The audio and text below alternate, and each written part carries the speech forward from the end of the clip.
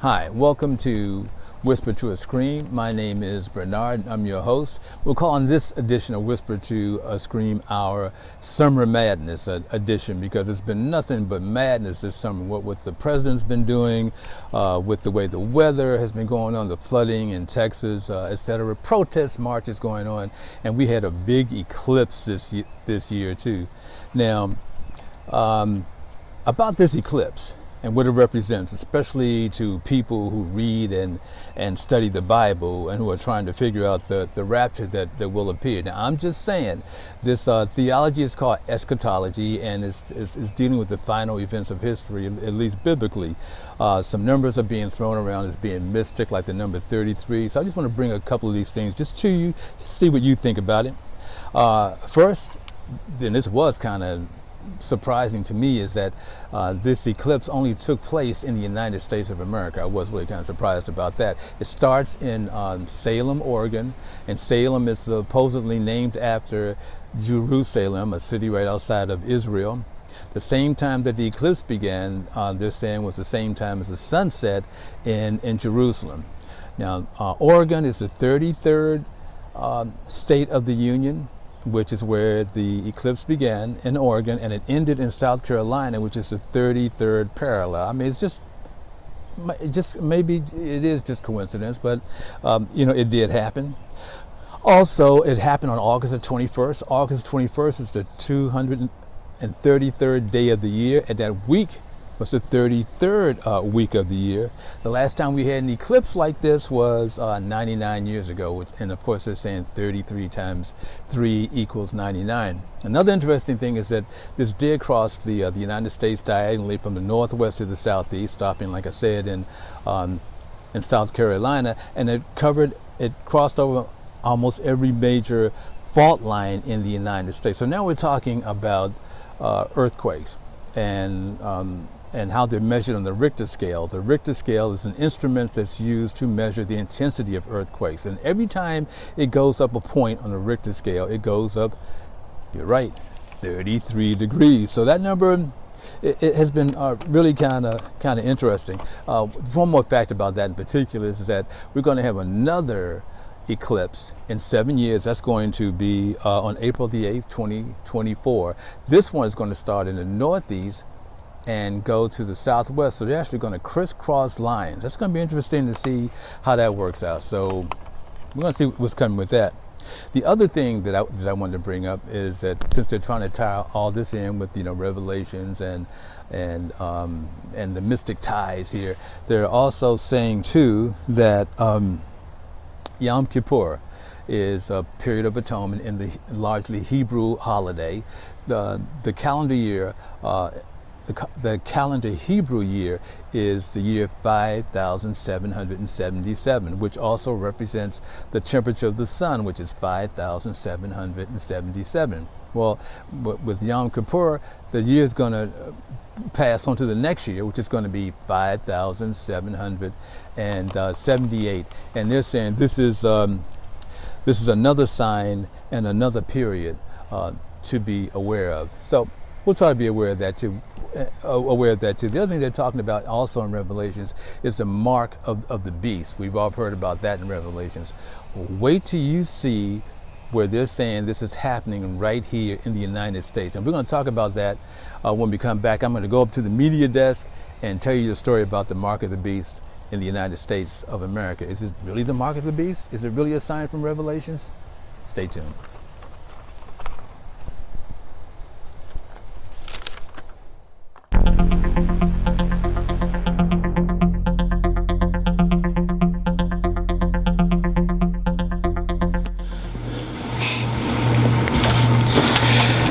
Okay, and we're back here at the media desk. My name is Bernard, and I'm your host for Whisper to a Scream. If you've been following our programs at all, we like to open up our show and do updates of past stories. We not only want to bring you the stories, but we also want to do updates, because there's always something that happens after that. Our first story is about one we had told you about previously, about this company in California that has begun a program where they implant computer chips under the skin of their employees. The reason is because it provides easy access to different areas of the facilities, and so the employees don't have to worry about having or losing an ID card. Well, they've got 50 volunteers so far, and the program's been going well. My question is, right now it's voluntary. Is this going to become mandatory after a while? It's just something to think about. In that same vein, there are some school districts across the United States now that in their school lunch programs, what they're doing is taking fingerprints and handprints electronically of students in the program. So once again, students don't have to worry about whether or not they have an ID card with them or not. So a lot of people are saying that people who talk about the book of Revelations in the Bible are saying that this is the mark of the beast. This is how it begins. And it's going to be interesting to see what happens to all this, because right now it looks like it's being aimed at corporations and companies, but is it going to spread out into the rest of our lives? Are we going to have a chip to make donations, pay your utility bills, to rent a car? It's going to be interesting, and we'll see what else they have to say about this mark of the beast. And another update on a story we did earlier, you might remember, we talked in a previous broadcast about this guy from England, 22 years old, black guy from England, who was called the accidental hero because he discovered how to stop a worldwide kind of ransom virus that was going around the world. Like I said, I mean, it especially hit in India and places like that, and it started hitting some companies and corporations in Europe on its way to the United States. Nobody knew how to stop it. Well, he accidentally discovered how to do it, hence his name, the accidental hero. And he stayed with that until that virus was completely wiped out. Well, he was here in America a couple of 2 or 3 weeks ago, and he went to a convention there. It was called the DEF CON Security Convention. And as he was about to board his plane to go back to Britain, he was detained and arrested and taken to jail. And his friends, of course, were all surprised because nobody said why he was arrested. He just disappeared. Well, as it turns out, he was taken to an FBI field office, wherever that may be, also in Nevada. And this is what they're saying. They are saying that he is the genius behind a new virus that's going around, and that one is called the Kronos banking Trojan. I guess it's hitting the banking facilities around the world now. And the thing that makes this hard to accept is that when he helped stamp out that ransom virus, he was offered a reward of $10,000 for doing it. Well, he took that money and he donated it to charity. He was also involved in developing a computer program to build higher education, and he wouldn't accept funding for that either. So it just seems contradictory in a way that he would now become a part of a mastermind group to now get all the riches in the world through a banking system. But we're going to follow that story, and we're going to see what happens with him.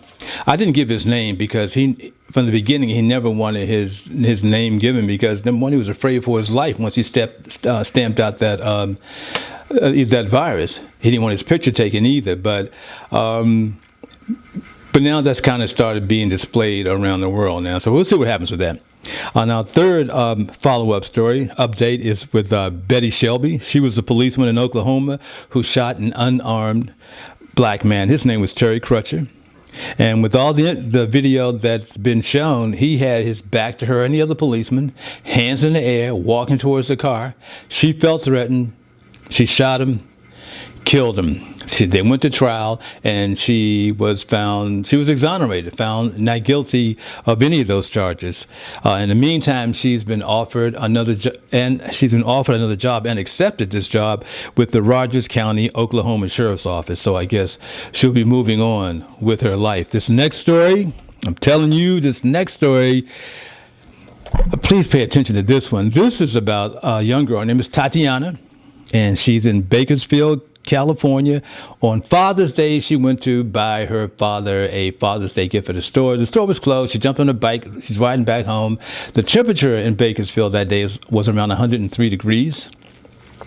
So she's riding back home, and she decides to stop on her bike and take a bottle of water out of her backpack, and she's drinking it, and she is accosted by these policemen who demand that she hand over her backpack. And she says, I'm not handing my backpack over to you. Why should I? And so things, as you can imagine, start to become more tense. And she says to the policeman, well, do you have a warrant? And he points around the back of her. She turns around, and there is a policeman with a canine dog. So like most of us, she hands over her backpack. And when she does, this policeman grabs her by the wrist, punches her, and knocks her down, ties her hands and her feet like she's cattle. And at the same time that the police dog is released, so now the dog is attacking her. The policeman has his knee in her back and in her head, and she's saying, I can't breathe.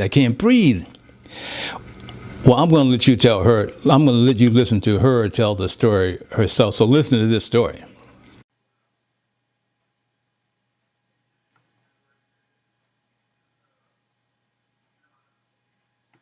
Get my dad a Father's Day gift. They were closed. It was Sunday.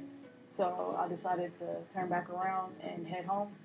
It was about 103 degrees. I had 3 water bottles in my backpack. And I stopped right behind me, right by the sign, to take a sip. And then I turned around and there were 3 cop cars. And one of the officers already had a gun drawn at me. They asked me, was I inside the store? And I told them no. And then they asked me if I was sure. And I was like, yeah. I turned to another officer who was in front of me, Officer Vasquez. And I told him, I said, sir, what's going on? And then he was like, give me the backpack. And then I was like, you have the warrant. And then he pointed behind me and he said, look. So I looked behind me and it was a big canine dog. And then I got scared, and then I was like, here, just take the backpack, And then after that, he grabbed me by my wrist like this, and then he grabbed me by my neck, punched me, and then he threw me onto the ground, and then that's when the canine came and started eating at my leg. They rolled me around. Officer Vasquez put his knee in my back, and I told him I couldn't breathe, and then he put his other knee in my head. And I told him, I can't breathe. And then I started yelling out, somebody help me. They're going to kill me. And then finally, he let me up. He tied my hands behind my back, and then he tied my feet together, and he threw me in the back of the car. By the way, the suspect had been at a nearby shopping center threatening people with a machete. But the police said she fit the description. The description of the suspect was black male, bald, 25 to 30 years old, with a beard, 170 pounds, about 5'10". And Tatiana is 5'2", 115 pounds. How does that compute? What they did after that is they arrested her, took her to a hospital, then took her to a jail. And in his report, this policeman says that she shoved an officer and flipped him on his back. That just does not compute with me. But here's the thing. Rather than become indifferent like we can do, let's not become indifferent with this. We've got to stay on top of stories like this. We are all American citizens, and we have to act like we are. We have to stay on top of things like this. And we just can't say, "Well, there they go again." Just can't do that. It just can't happen like that anymore. I'm going to stay in that vein, with the police vein, a little bit more with this policing for profit. Several states, including Florida, has this policy where a policeman can. Let me give you an example. You're riding in Florida and you get stopped by the police. Then somehow or another the police persuade you to let them search your car. You do. They don't find any contraband, but they might find $10,000 in cash. Well, if that policeman feels that you have obtained this money illegally, then he can keep that money and arrest you. And it's legal in those states. They call it policing for profits because they say that this money is used for various police programs and charities, et cetera, et cetera. It helps to fund local police departments. There's on